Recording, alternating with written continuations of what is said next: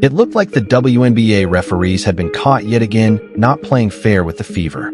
Stephanie White was livid, and when she spoke, it was raw, unfiltered. She said it straight. "That's just how it is, man." The moment shocked everyone, not because of what she said, but because Stephanie White never curses. She did this time. You want to know what pushed her over the edge? Let's be honest. Coaches don't just explode at refs without real provocation. But this time, the officiating was so blatantly one-sided that White couldn't contain her frustration any longer. From the opening tip, something felt off. The calls immediately began flowing in Vegas's favor, setting a tone that made Fever fans question if they were watching a fair game. You know what's infuriating? When you can predict which team is going to get the whistle before the play even develops. That moment when A'ja Wilson clearly made contact with Aaliyah Boston from behind should have been an obvious foul. But instead, the referees called a jump ball. Boston got mugged, and the refs acted like it didn't even happen. That was the breaking point. That was when White lost it completely. Her raw reaction caught on camera as she shouted at officials who seemed determined to protect Wilson at all costs. It only got worse. The Aces were gifted 11 free throws to Indiana's 2. And if you watched closely, you saw it. Screens that were basically moving picks, hands checking Indiana players all game. Dirty plays going uncalled. And again, fouls were handed out to the Fever like candy while Wilson and her team got away with murder. You want another example? When Boston made the same kind of contact Wilson did, the whistle blew immediately. But when Wilson did it, silence. The referees suddenly developed selective vision. Same game, different rules, depending on your jersey. It wasn't just one call.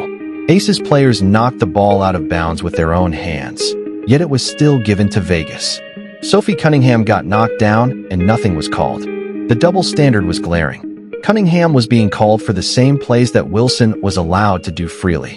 Fans were screaming at their screens, watching referees apply completely different standards to the exact same situations. Boston got the same treatment. Her moves were penalized. Wilson's were not. The pattern was undeniable. Wilson was playing under a different rulebook. Fever players, meanwhile, were being called for breathing too hard. And then they'd turn around and whistle touch fouls on Cunningham. If Caitlin Clark ever got those calls, she'd shoot 50 free throws a game. But let's be real. Clark hasn't been getting a favorable whistle, and based on this, it doesn't look like she will anytime soon. This wasn't a coincidence. This was systematic. The refs were manufacturing a close game. Vegas wasn't keeping it close through skill, they were being gifted opportunities. Look at the free throw numbers. 17 attempts for Vegas, 12 for Indiana. Even though Indiana was the one attacking the basket all night. Those 5 extra shots weren't earned, they were handed out. But here's what the referees didn't count on. Indiana's refusal to back down. They refused to let corruption steal their win. Aaliyah Boston was furious. You could see it on her face. The A'ja Wilson whistle, she muttered, clearly fed up. Unmatched. Only a couple of other players, maybe Nneka Ogwumike or Breanna Stewart, get that same level of favoritism. The Fever players knew what was happening, and they responded with toughness. When corruption tried to steal their win, they punched back. Kelsey Mitchell looked shaky to start. She missed her first 4 shots, was 4 for 19 through 3 quarters.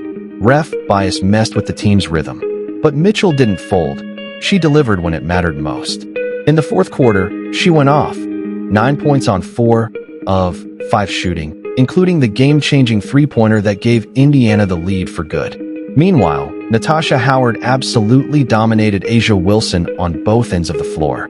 Howard dropped 18 points on 6 of 9 shooting and grabbed 13 rebounds. She even knocked down a rare 3 and had 3 steals.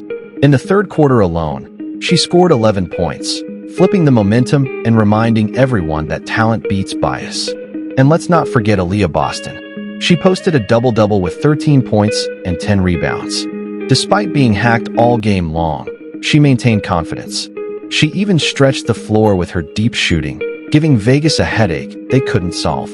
When you're getting fouled every play but the refs won't blow the whistle, you start hitting shots they can't take away from you. Sophie Cunningham continued her red-hot July run with 15 points on 4 of 5 shooting. She hit 3 of her 4 attempts from deep like it was nothing. That's just another day at the office for someone shooting 58.1% from 3 over the last 6 games, while averaging nearly 14 points. She was the perfect complement to Indiana's core, and every time she hit a shot, you could see it. A'ja Wilson's frustration growing. Despite Clark's absence, Indiana put up 84 points. Cunningham hit 5 threes and started the game like she always does, confident and locked in. Her shooting, her defense, her energy, everything about her screams 6th Woman of the Year. Over her last 6 games, she's shooting nearly 60% from 3, averaging 3 made threes a game. That's elite. And her emergence happened just when the Fever needed it most, right after Clark went down. That's not coincidence. That's depth. Aari McDonald had the moment of the night. With 35 seconds left and the game hanging in the balance, she buried the dagger three-pointer that sealed it. She went 3-4, 3 from deep, and that clutch shot was her only attempt in the fourth quarter. Talk about perfect timing. 9 points, 4 assists, 2 steals. McDonald's contributions were huge. And Lexi Hull brought her signature hustle and defense, shutting down Vegas players and flipping the momentum. And then there's Caitlin Clark, sitting on the sideline, watching everything. Watching her teammates get robbed by the refs. Watching every foul ignored, every whistle go the wrong way. And she lost it. She jumped off the bench in frustration, yelling, pointing, visibly furious. You know what it feels like to be a competitor like Clark and have no control? That's torture. Every missed call hurt her more because she couldn't do anything about it. And when that ridiculous no call happened, when Aari McDonald got hit in the air and nothing was called, Clark erupted. She wasn't reacting emotionally. She saw what the refs were doing, and she knew it wasn't right. Clark's reaction was the validation fans needed. She's not someone who overreacts. She understands the game on a level few do. When she's that mad, something is seriously wrong. She saw the favoritism Wilson receives, the subtle contact, the positioning, the non-calls. Clark recognized it all, and now she knows the truth about how the WNBA protects certain players. This is a bigger problem. The WNBA's golden child treatment of certain stars like Wilson is ruining credibility. Fans are starting to wonder, are games decided by skill or by politics? But here's the thing, this experience will fuel Clark. She won't forget this. She'll use it. Her return is going to be explosive, because now, she's seen how deep the corruption runs.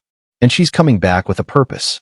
Even on the sideline, Clark was the emotional core of this team. Her presence rallied her teammates.